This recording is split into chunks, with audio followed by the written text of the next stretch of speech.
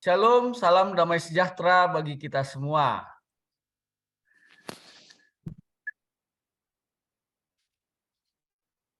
Suara Tuhan atau suara hati. Kita kemarin sudah mendengar kesaksian dari Yakub. Sekarang ini kita akan lihat kisah Abraham. Mari kita tunduk kepala, kita berdoa. Bapa Surgawi, berkenanlah menerima kami sebagaimana kami ada.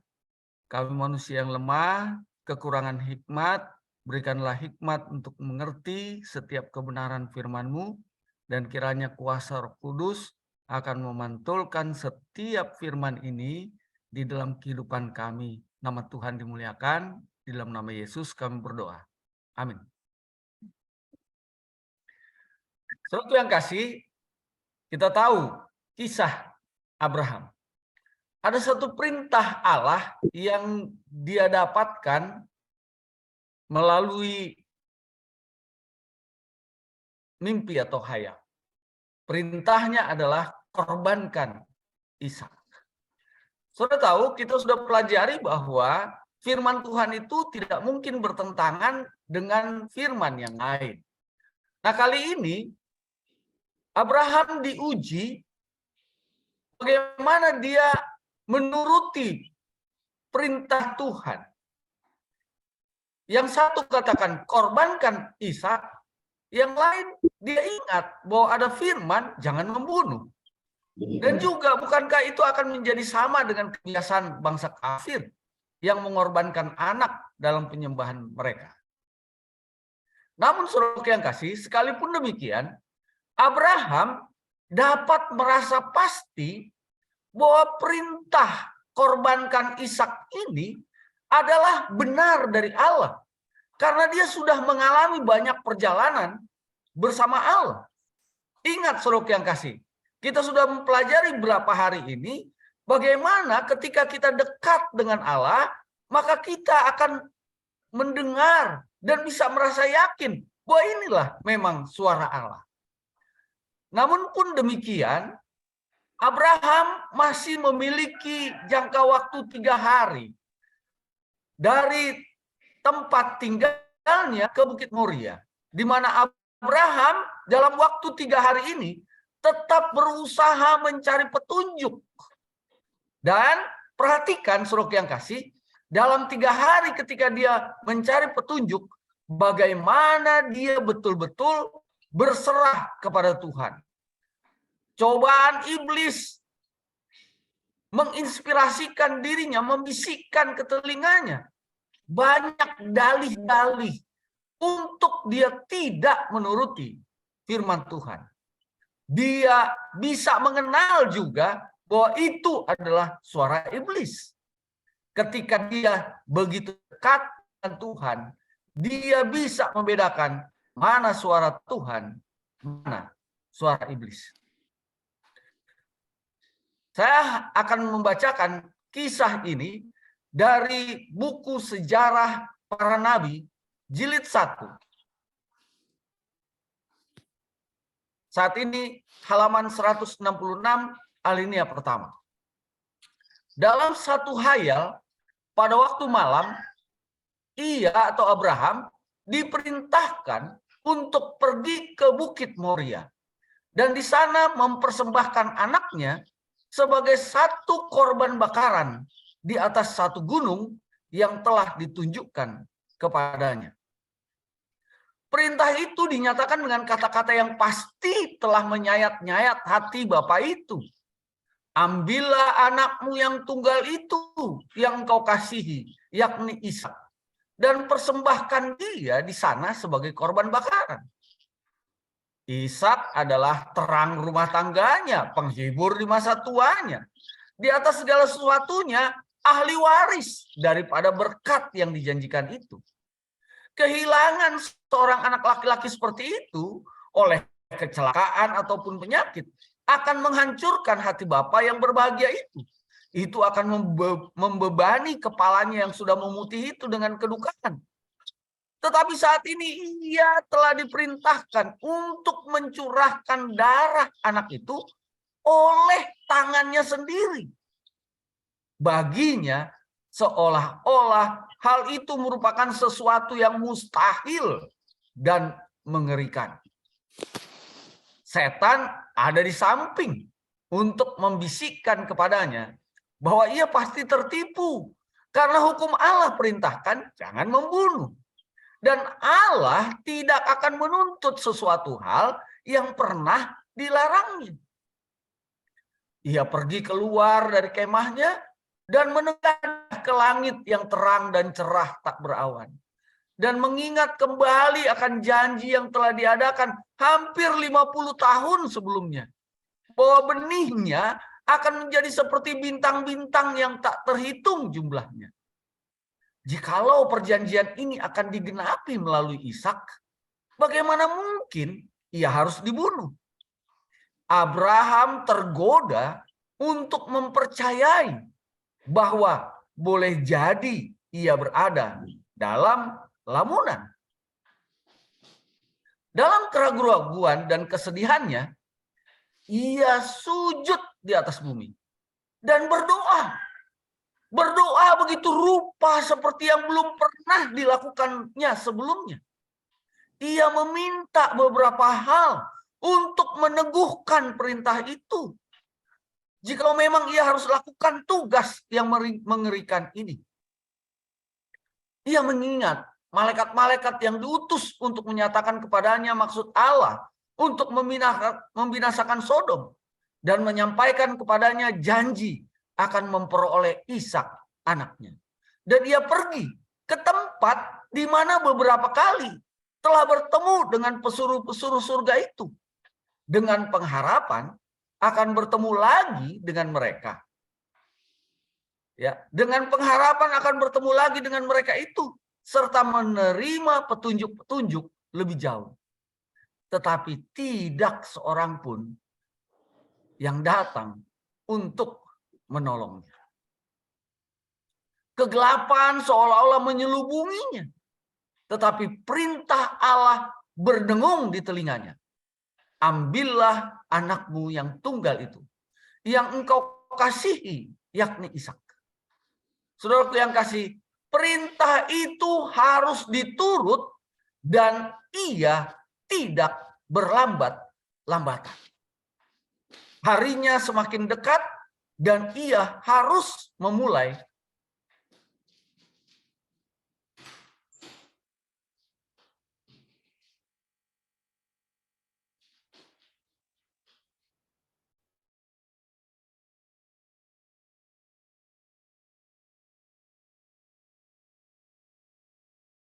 untuk berdoa. Masih mengharapkan bahwa beberapa pesuruh surga akan datang dan mengatakan bahwa ujian itu sudah cukup. Bahwa anak muda itu boleh kembali dengan selamat, kembali kepada ibunya. Tetapi tidak ada yang datang untuk meringankan beban yang menindih jiwanya itu. Setan ada dekat untuk membisikkan kebimbangan dan tidak percaya. Tetapi Abraham menolak anjuran-anjuran iblis itu. Apabila mereka hendak memulaikan perjalanan mereka pada hari yang ketiga, Bapa itu sambil memandang ke sebelah utara, melihat tanda yang dijanjikan. Segumpal awan kemuliaan menaungi Gunung Moria. Dan ia mengetahui bahwa suara yang telah berkata-kata itu berasal dari sorga. Hingga sekarang ini, ia tidak bersungut-sungut kepada Allah. Tetapi menguatkan jiwanya dengan merenung-renungkan bukti-bukti tentang kebajikan dan kesetiaan Tuhan. Putranya ini telah diberikan dengan tidak diduga-duga. Dan bukankah dia yang telah memberikan pemberian indah ini mempunyai hak untuk mengambil kembali miliknya sendiri? Kemudian ia pun mengulangi janji itu. Yang akan disebut keturunanmu ialah yang berasal dari Ishak. Satu benih yang jumlahnya tak terhitung, seperti butir-butir pasir di laut. Ishak adalah anak mujizat. Dan tidak dapatkah kuasa yang telah memberi hidup kepadanya itu memulihkan dia kembali? Memandang jauh di balik apa yang dapat dilihat Abraham. Saya ulangi. Memandang jauh di balik apa yang dapat dilihat, Abraham memahami kata-kata ilahi.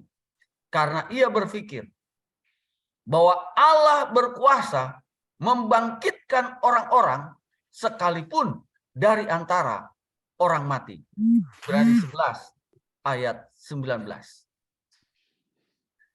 Tetapi tidak ada seorang pun kecuali Tuhan yang dapat mengerti betapa besarnya pengorbanan seorang bapa dalam menyerahkan anaknya kepada kematian. Abraham menghendaki agar jangan seorang pun kecuali Allah yang akan menyaksikan perpisahan itu. Ia memerintahkan hamba-hambanya untuk menunggu di belakang sambil berkata, "Aku beserta anak ini akan pergi ke sana. Kami akan sembahyang, sesudah itu kami kembali kepadamu." Dengan berdampingan, bapa dan anak itu menempuh perjalanan tanpa berkata-kata. Bapa itu sambil merenung-renungkan rahasia yang menekan hatinya. Tidak mempunyai hasrat untuk berkata-kata. Pikirannya tetap tertuju kepada ibu yang bangga dan berbahagia itu. Dan bila mana ia akan pulang ke rumah seorang diri, ia tahu dengan baik bahwa pisau itu akan menikam jantung ibunya apabila itu akan mencabut nyawa anaknya. Perbuatan iman Abraham yang besar itu berdiri sebagai satu menara terang yang menerangi jalan hamba-hamba Allah di sepanjang zaman yang berikutnya. Abraham tidak mencoba untuk mencari maaf bagi dirinya untuk tidak menurut kepada kehendak Allah.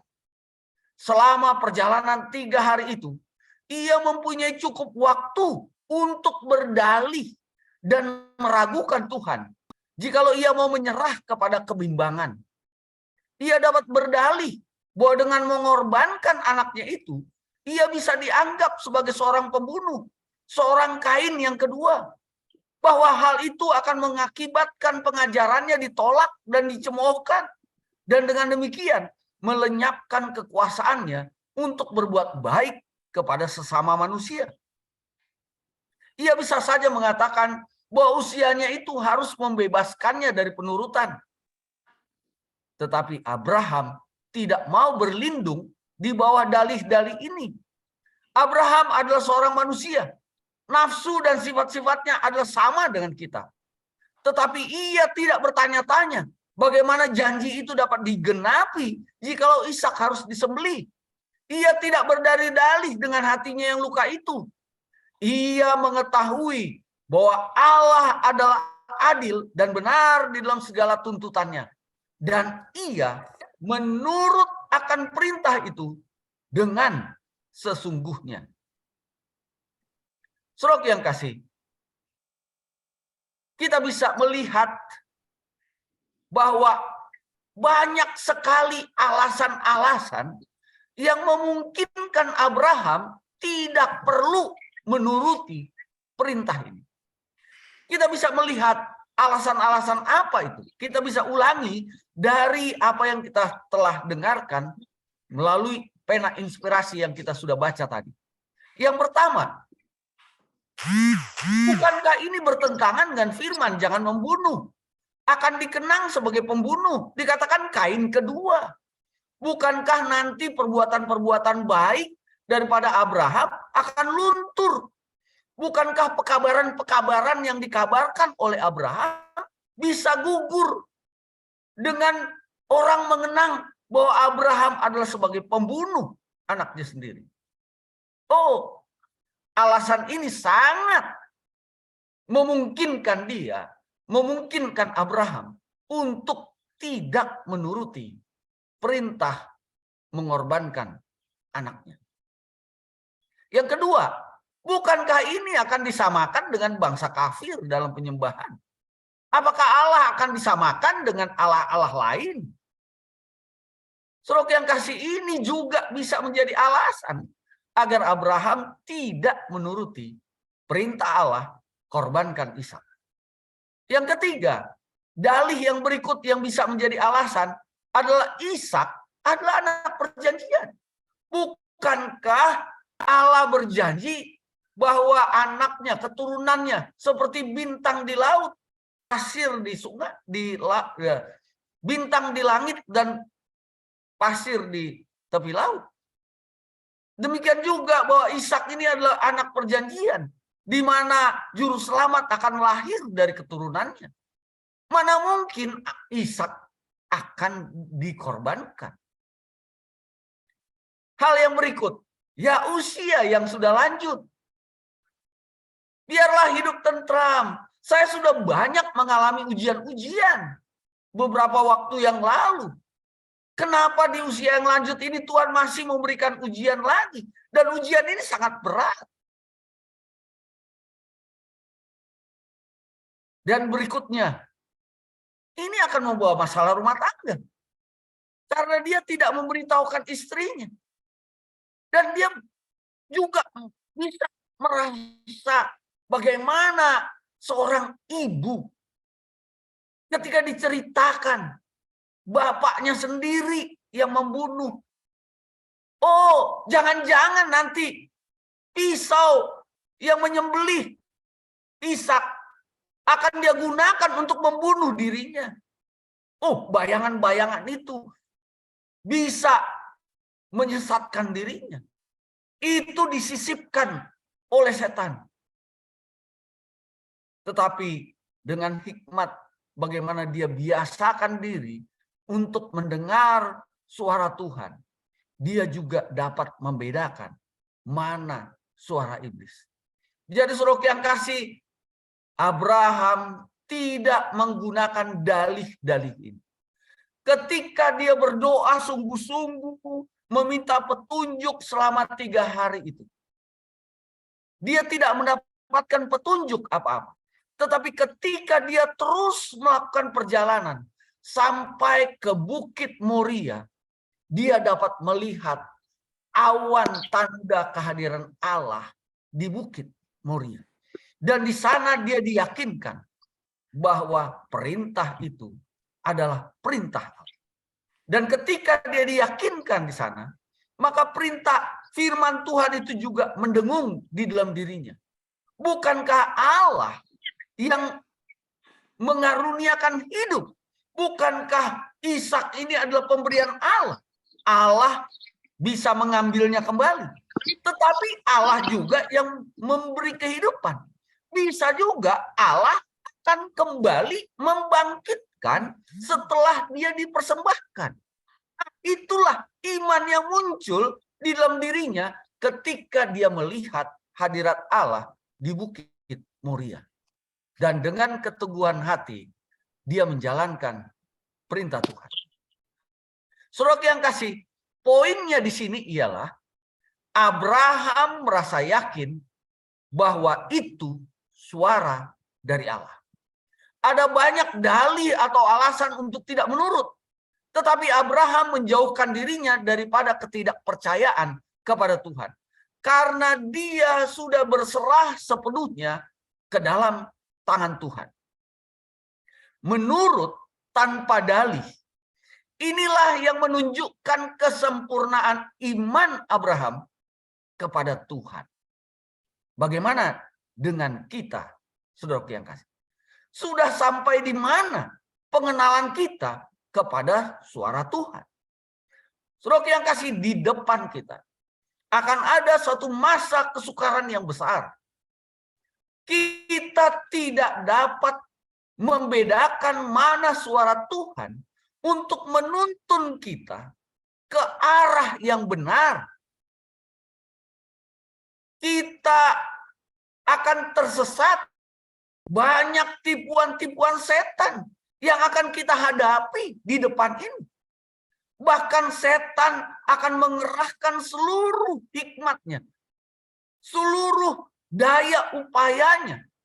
Karena ini adalah usahanya yang terakhir. Bahkan dia akan bisa menampakkan diri dan menyerupai Yesus Kristus. Saudara yang kasih, ketika dia berbicara menyerupai Yesus Kristus, maka saudara harus bisa membedakan bahwa itu bukan suara Yesus Kristus.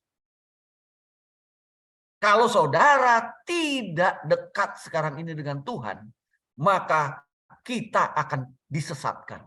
Oleh sebab itu, saudara yang kasih, pelajari dengan tekun firman Tuhan. Dekatlah, berserahlah kepada Tuhan. Dan saya senang doa tadi. Mintalah iman Yesus Kristus.